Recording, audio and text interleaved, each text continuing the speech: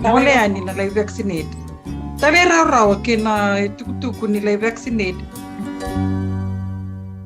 Di mbolo mina katalen na siama tiko mai do talen na ngona ni vetala nongo ni sa kilati ko na kakito na may vetal no takatiko yani kito se tiko bu vetal no tiko mekina na mada sawati go en bukunga ni kerkere le tiko mai na tambanda ni mbula and state of California veto ko ni tiko kira na isang rua na vaccinate all 58 go garaba tiko se non tu sa sanga ba katamba kindu sarti nga menda dula ke na leoni bono kanta sami tiko go i California wa bi tingo i California lima sanga bulu ka walu tiko na county se California orto na isong karton garaba ba katamba kindu sarti nga na kena sangai me da dula ke do ya orto na vaccinate all 58 gavakatel nga kina na center at Sierra Health Foundation rona isong rongo da COVID vinaka no tu vito koni rakina ni mai vakai dortani rakina mai vakai dortiko no vitala noa na kena sangai tunga ni tu sangai tiko me kito beba kongeti kito beba karara mata kitiko yani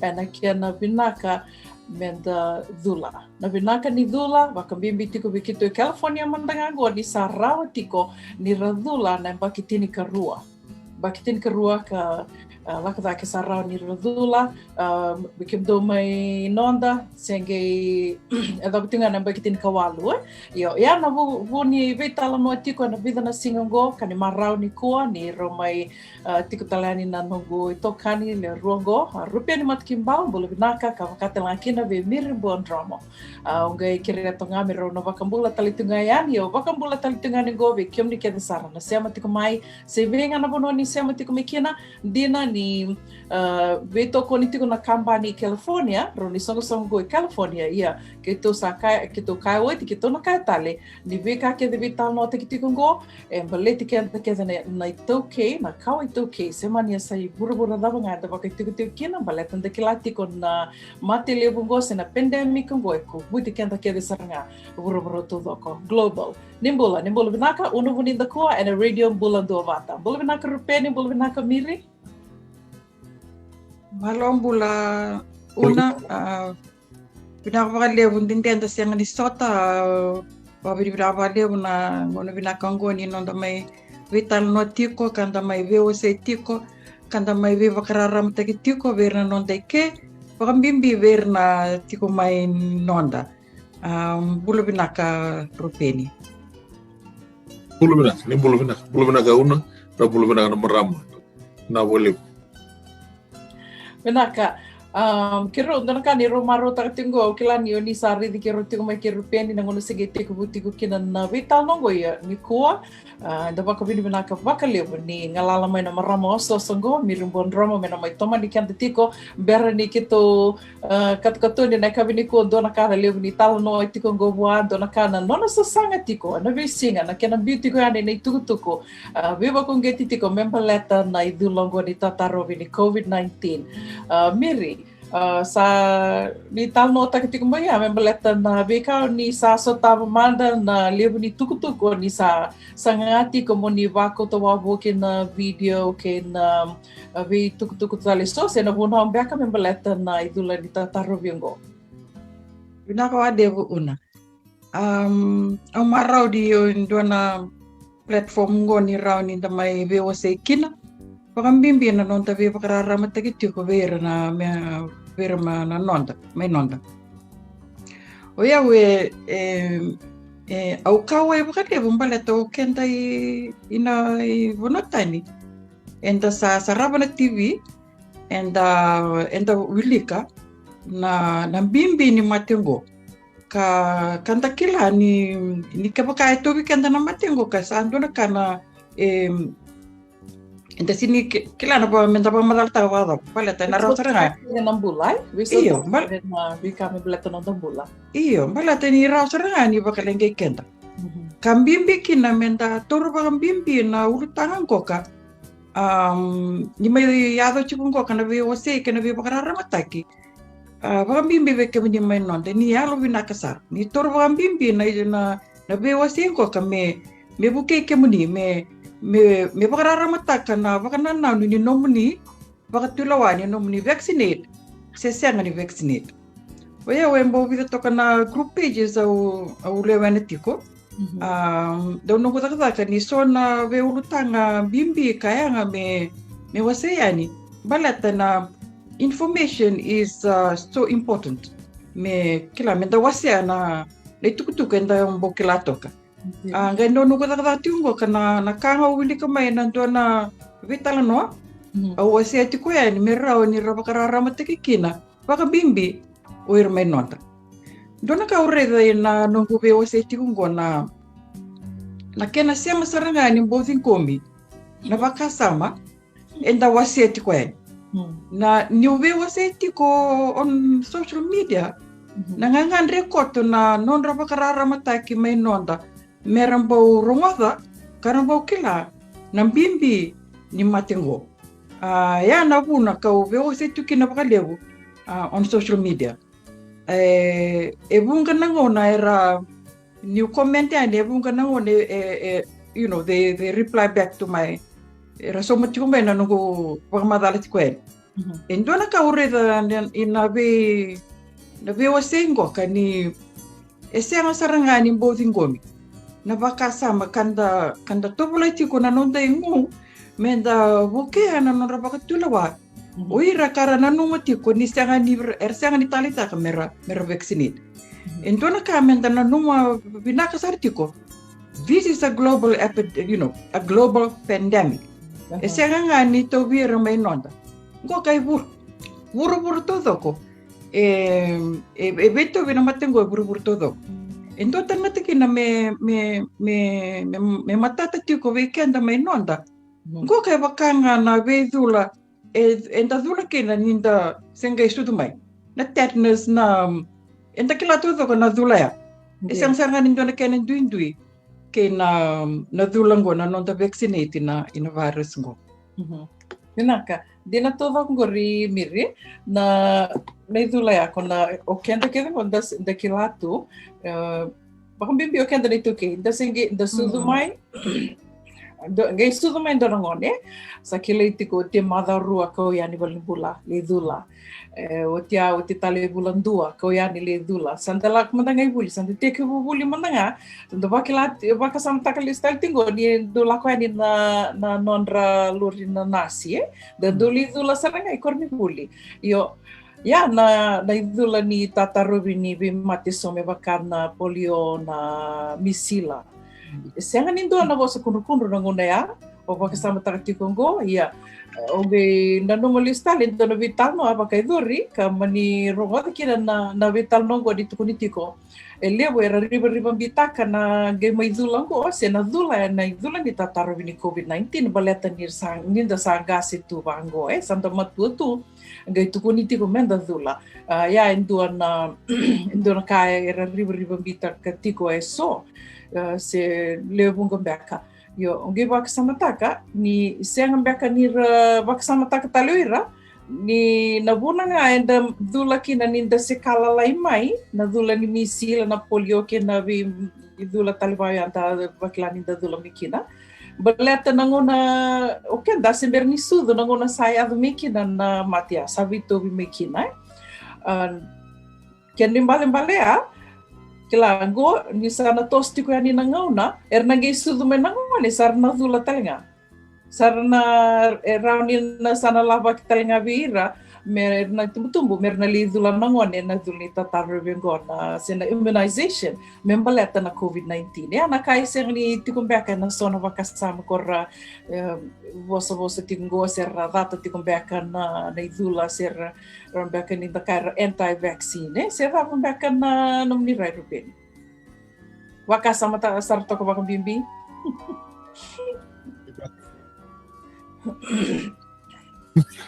Sa o bakasam to no pamadala nei toba te kena no pamadala dina todo. Claro, o bakasam tu mana batelewu ko era segni be dula tingo sa ko te tu mena bakasam ni lutu eu nomro pamadala tingo bakasam manda ke ba kay mo sinambatingo. Tormando no po sin madale mo sinambatingo yo mulai lutu. Ena bada bambeka na nungu warau ni sokolo ni singa na binaka I musi tigo na batingo. Wada mambeka na nongo masu ni vuturi, se na nongo na lindambe tu na boleni lutu.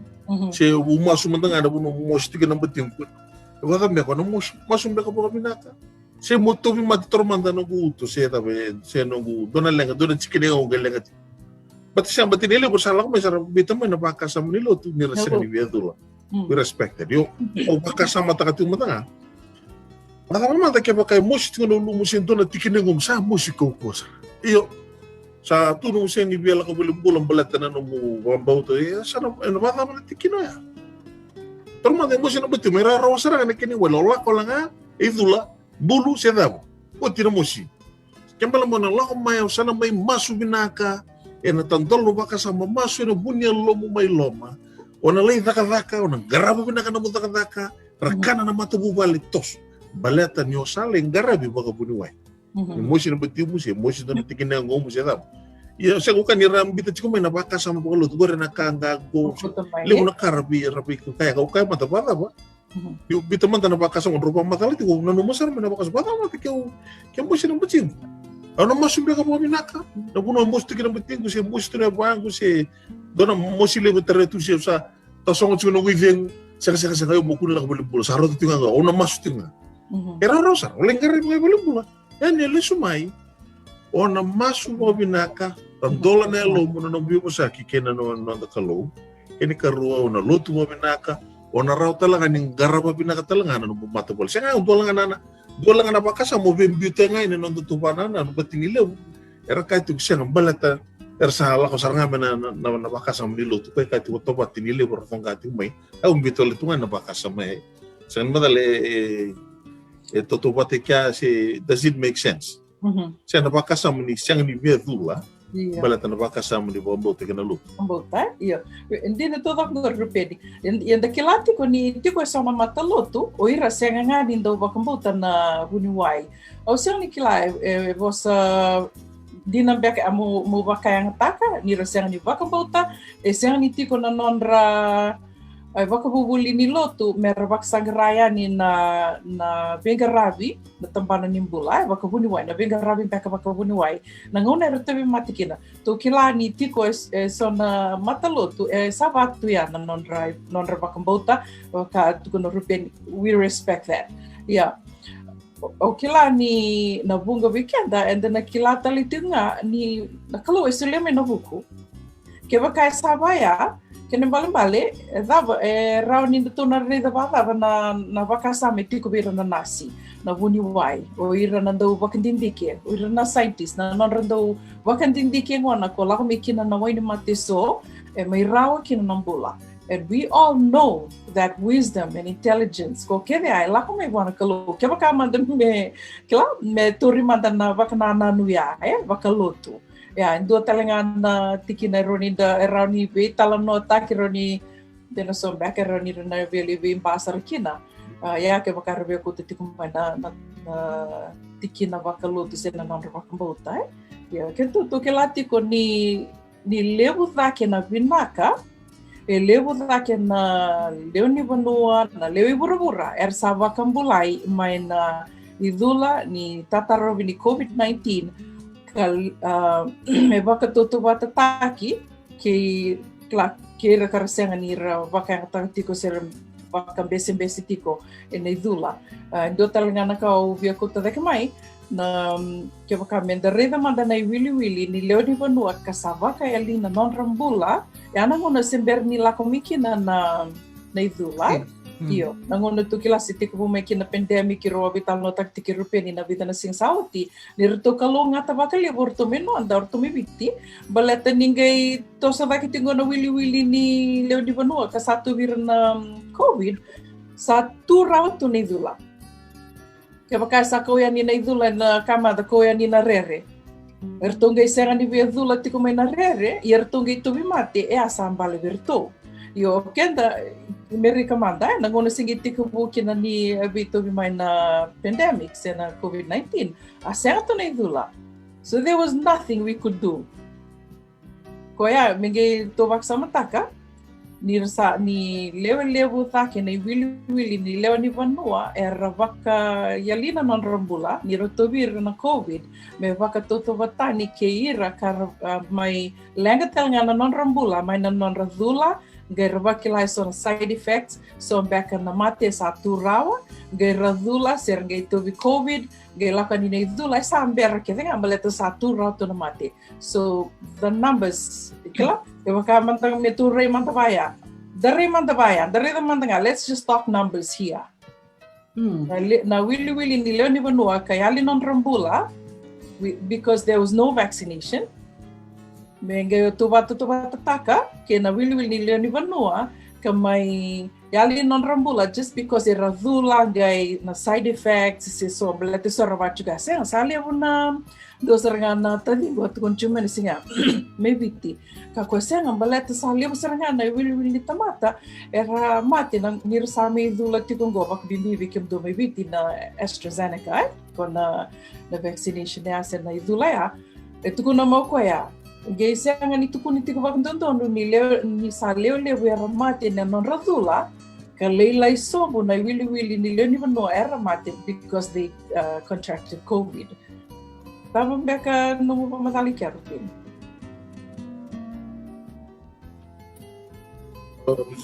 Dino todo na kay ko warita tingoro ulo ki mam sa kalon sarwali pun. Etara ki mam gay tumbu ta kati ko na wili rada ni ko. Nambongi ronan rawit sa bulu kadiwa kinanoma. Ang gawi ang onong boy song ang buto sartunga sartunga me kunindo vuran kunindo rumay. Iya na wili le mundo ni me kadiwa kati ko na buno bola tunde ni tambada ka nimbula tiko na mali o kay suba kay no sur. Kembali kami ko na na Indian sa na Delta variant sa ko sa tingo bikiman.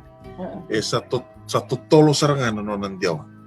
Iya, au tanga inda reda na sana na buno ni bidula sa lako tunga na kena lako tu na kadhiba kina bisinga na buno ni bidula na no reda ndo tamba kama na Facebook ndo na kurni buli artu wawa tu tamba taka ni bula sianga sarga ni bundo tamata sele no buno ngole reda tu manda sara wawa tu tamba bula sianga reda tu ndo bita na Facebook sa ni kila yan dina sianga au sa kurang boy sarga kemdo sa tungo na idula menda dula sianga sarga ni ndo sala kwai Sabi bita tu niya wonor tuwa watu na tamata ni bulo.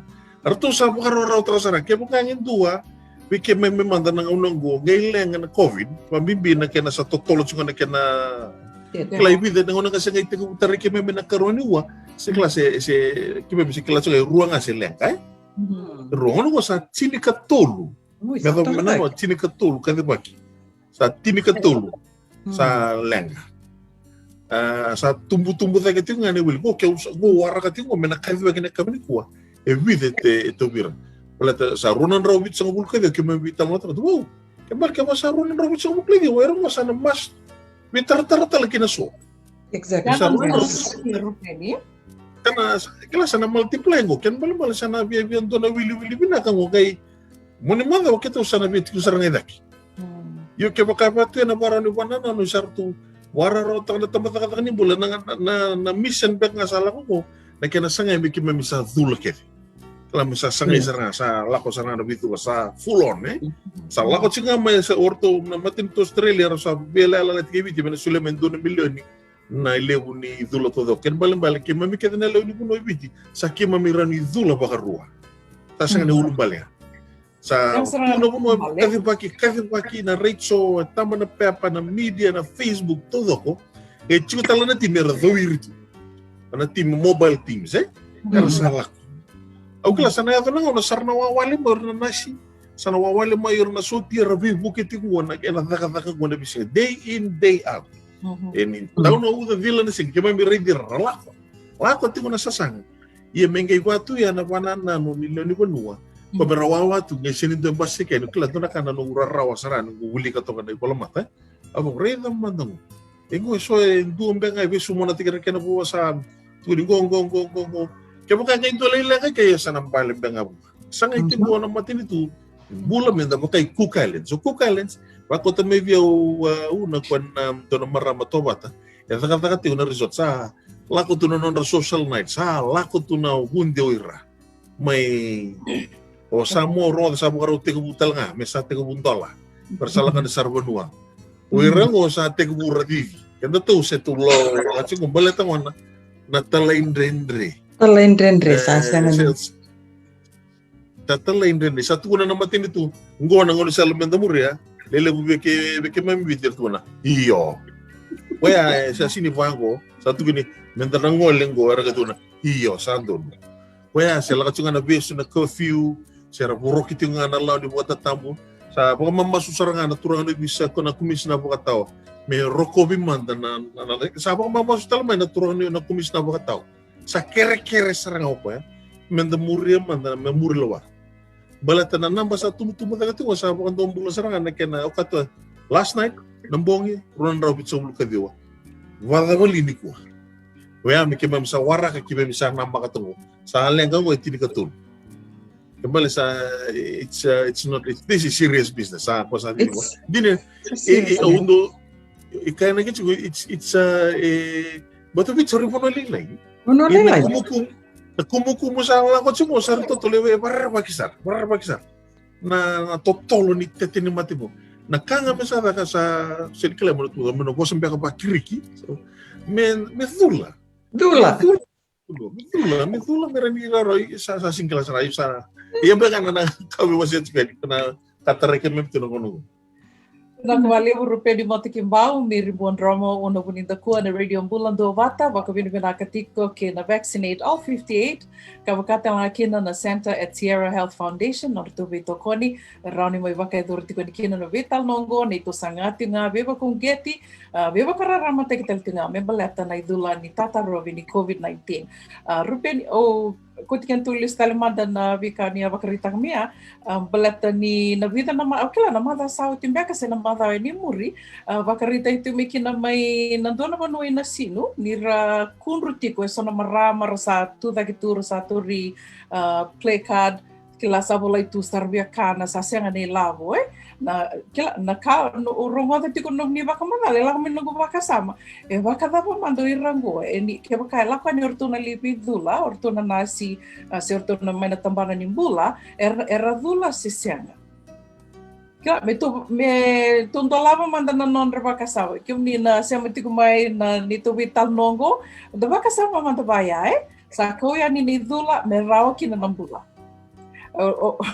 na lang may view na tini bola tambu ya me rao nambula ya me rao bakali besara kila sa ko ya ni dula yo do senga ni be dula and yet do tu va que tu tumbaya mo meragi turtu na nonra kad na nonra bakarita katiko na nonra kunru ni sa senga ni lavo senga na takadaka senga na vito seki sombe ke na vati ko ya se dalam be kanu ba kasama Enjuangan Avia tomanangan na pagmadalan ni Tawata.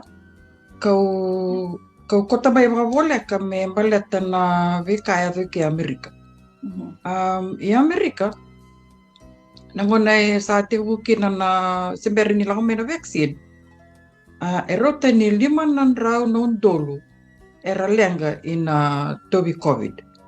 Ia nangona may tibukin na nakena sa may VOC takin na baka takin ni vaccine. Pati na nona sa may tikubo President Biden na nona may vivi bongo ka.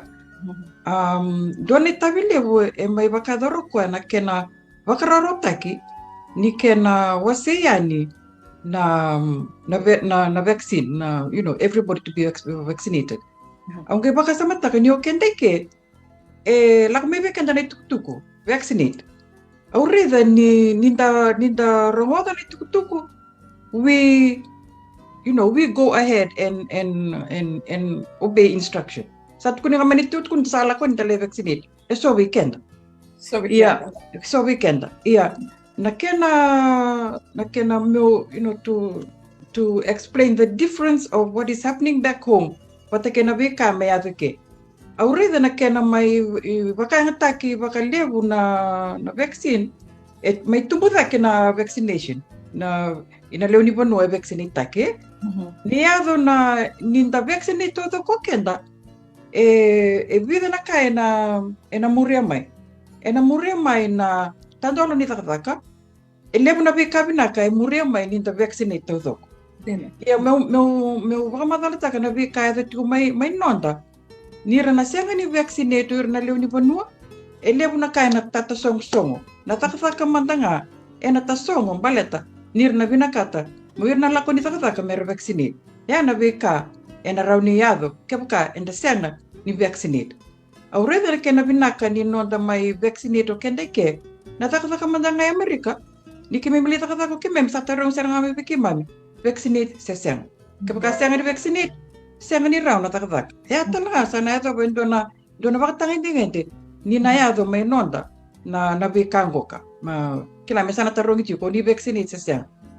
And doon na posting awasin doon na tadi yung buniway. Kaya nung gabi sa kitali ko na nakabini ko na nunggungan raba. May ubakan data ka may ko na itukutuko. Sina no na posting ang bitamay. O ko em também na posting ni dona marama em bakitor sa bulu. Sa durung wa ni bula.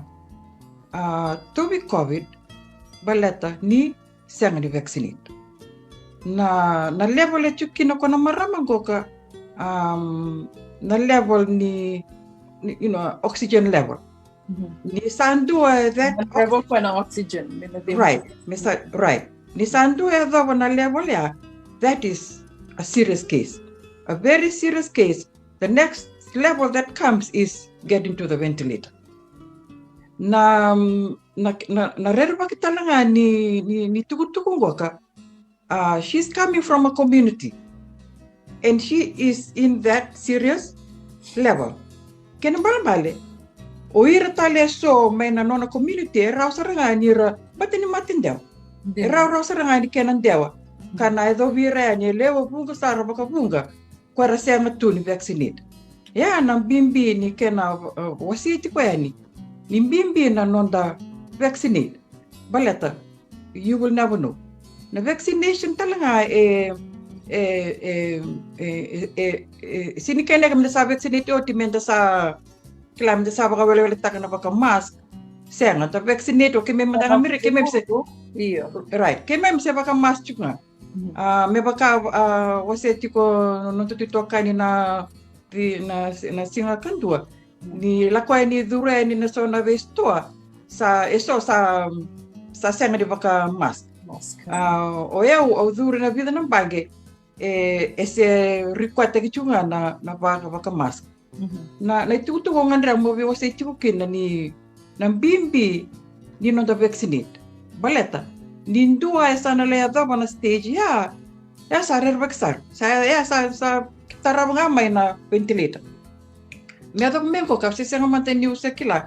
Sa tiko may vite na ventilator sisa. Natikina ya ngandra nga mo. Wakarita ka na natikina. Pinaka. Rupin. Chico bikema na ventilator. Usama nani kila vida kena lebu. Ya o kila ni sabi mo sa kita kenan do nanga una wasikin no kung wala tundi ni tigo na ventilator. Evite iyo keba kai tigo sana seng ni lebu baka tek no do membiri. Patani bidra balimbula merbaya tagi kina. Iyo ngono go oka mundo na duit kemani batki kema bike oka tiu matani buno lai kimsa kami matangan na ditingo tigo ningo kami raita to kana wili mo sa pantong bula sana na totolo ni kambatake mo sa sangai tingo merasa lesu na molde bebenian para sa may wabula tungo bitilim tanamaten ko se besu chunga bitilim sangai tingo kunin dewe ni na benian we nakasa na rakaputigo na maten itu ya warna bele kun lesu merna muria saranga bitan itu Dobira waya mo na lay quarantine ta gitu mitin ka mana singa mona testa ki sa tu kala na tamata ka nimbola ni sa sengan tin itu na mate sangara do kon tuwa se wonga buka mata ko setay apore trati ko bunuay Dr. Fong endo na tura ka bola ka sarangan nila kung gay kunin mo na mate iso saramente wa ni kunule nawa ni bina ka bertu na tamban ni bulike na non ratu ta ka tolo non ratu di kebirti ko na sale quarantine tungo Bernie Randewa ni Taye. Iya, ano na kaumarot ka bikin mo may Amerika ni sa naran ito lo rin ang wana pagtini karuwa. Saan doon nakatotoka?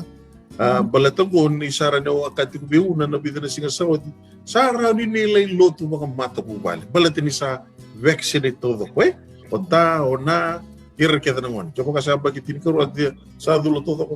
Rani nilay buli-buli. Kada tauli na ito kayo biti ito malakata na song ko na song ko ni baka mao, na song ko ni Sudo, na song ko ni Tailewu, ano naman daw song ko na nung turang maramato bata, kami daw na maramaturang na ita. Song ko kaya nga. Isa vaccinate na mata mo bali, vaccinate talarang na bagitin ka ro. Araw na toso. Kaya bakaling sa kito sa nabiya kontenta kay ibiti sa nandola na katumba na yala di bunua sa rin ni buka tao ko membalatan ni sa vaccine. Sa kime sa rin ibiti ko membalatan kime sa vaccine. Sana rin ni Roro sa na bito sa kita le.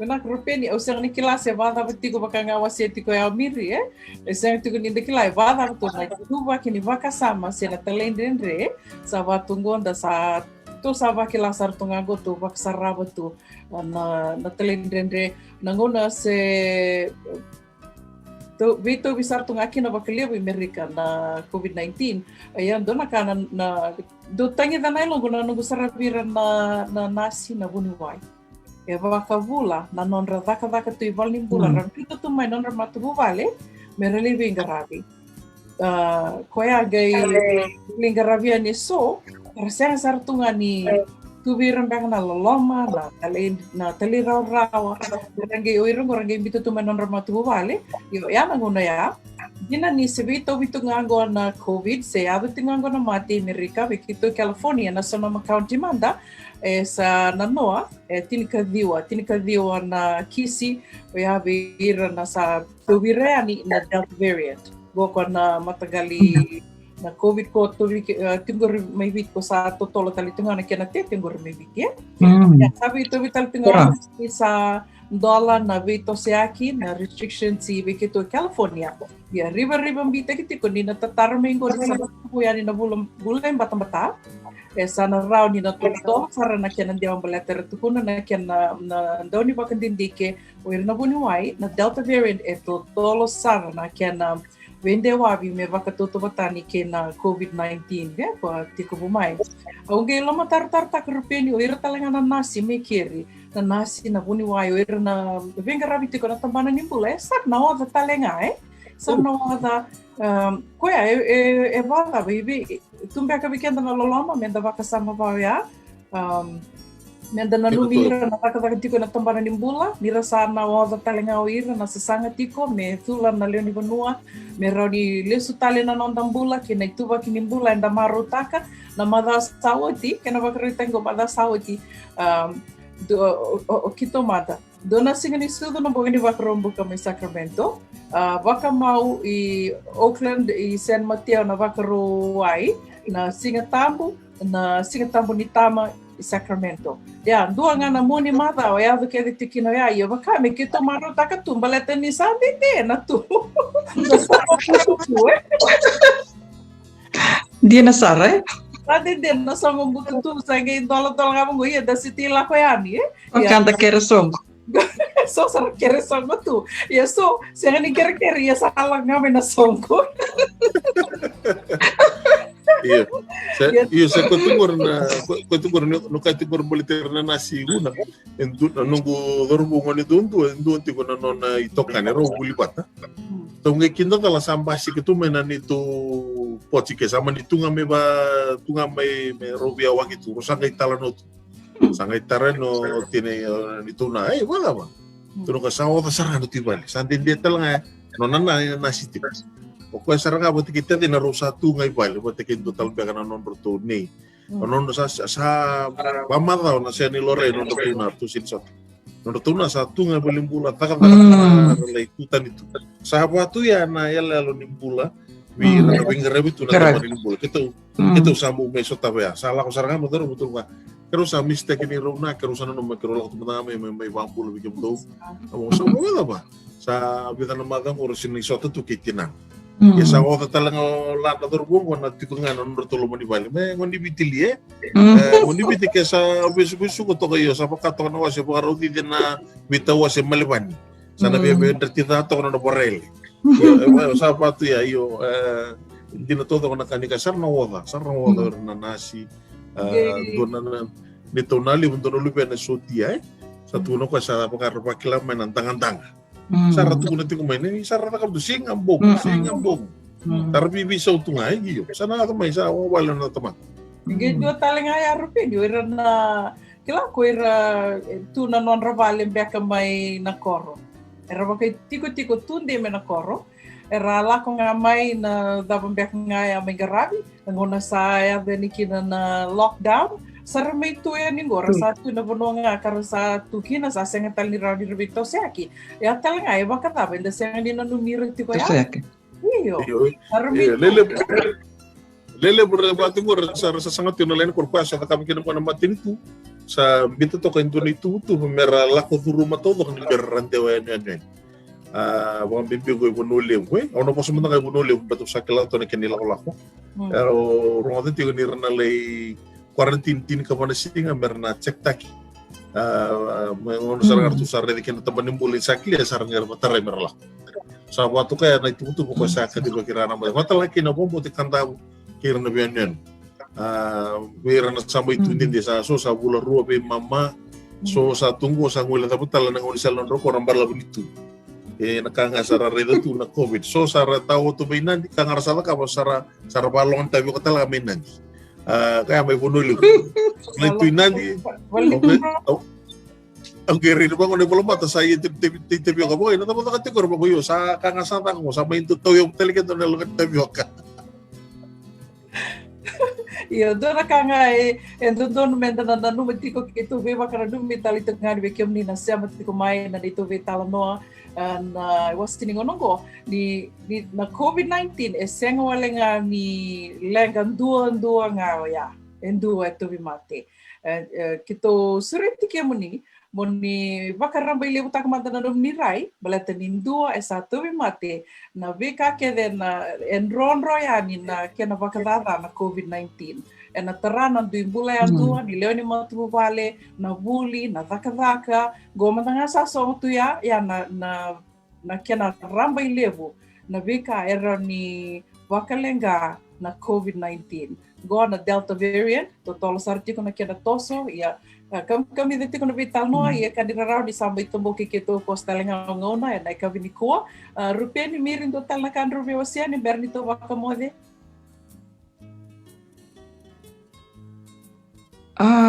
na baka sa mga ni yalo raw ni kena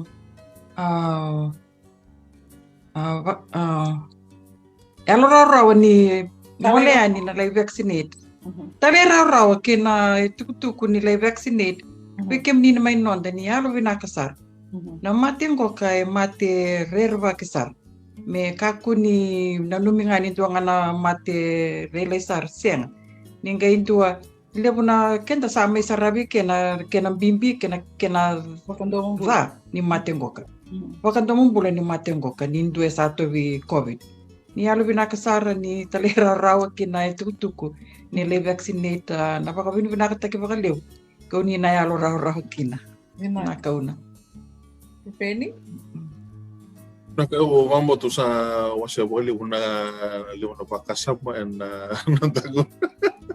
Au mambo te kento nakao na tuku na viran na sarapati ko na nandato mo na bata na kabudi ko. Au kira mo na pakasama tama na pambibi ke pakara romo te ni mo matale bo luti ko ba. Yo tu man nga bondo ko masumanda. Ke pakau sabe reda na sarbalut. Masumanda ke pakai lewani kaluwi ko mo vaccinate. Sana rani biu nga ba ya. Balitele na kayo tuko nga pa ko sa sambiu taksar nga may nambay. Tuno siya. Ngong yo masuma. Balata satu mane wali ni lenga. Sa sinra nung galitur tu walim bula misa tampo tu ko na ventilet mo kay turang ang yung bula. Mamasu na nga una pati sana masu turi. Turang ang bula sana nga po. Siya nga sa suliwi ko na chance mo dula. Yung ito patangan doon na turangan sa tulit ko ba, nakanataba ko siya ni binakabi ko, napakataba ko siya ni binaka, napakataba ko, siya, lako na pataba ko, Smoking is not good, lako ito nga napataba ko. Ngunit sa liken sa may kinasabla, turangan ker-ker mong bula. Siya nga sinirawa. Saudi ang Sabi ang pera tu kaguri. Saya tahu. Dia Kasi na ni sali tu sa Kensa. sulit din na chance. Na paket ini tama ko ko sa laser tu ng Kensa ni Uto, Kensa ni Mona, Kensa kaya nga. Dito ko ni juga ya hapon siya taman ni bula. Ngoreza biko. Ka kuni ta ba. Ito tu. Mana lang to na. Yana mata nga. Kaya ka sana mo na to ka to na po sa. O tiya mo sa Kensa mo duro bala. Isa turang. O kere mo bula. Sinmakala na masuyan. Mau birin buon Romo. Paka binibinakatigan ni Radio Bulan Dovata, uno bunindal kuan, paka binibinakatalitunga kin Center at Sierra Health Foundation, wakatang akina na vaccinate all 58. Vito konitiko karani may bakay durutiko ni kina na vital noa and non Dovata ni vital no go na Radio Bulan Dovata kito kiriki unitiko ninge wasiatiko yani ni be bakalong gangata kitalitunga beba kong getitiko ndenditiko ia kung ngayon ndenditiko may salvatitiko kinatali raw and ibakaro sa beautiko yani beta panangonan tanagay biro ngo dindom talitiko kina marurutiko ng bula dite bakadena tagmanda.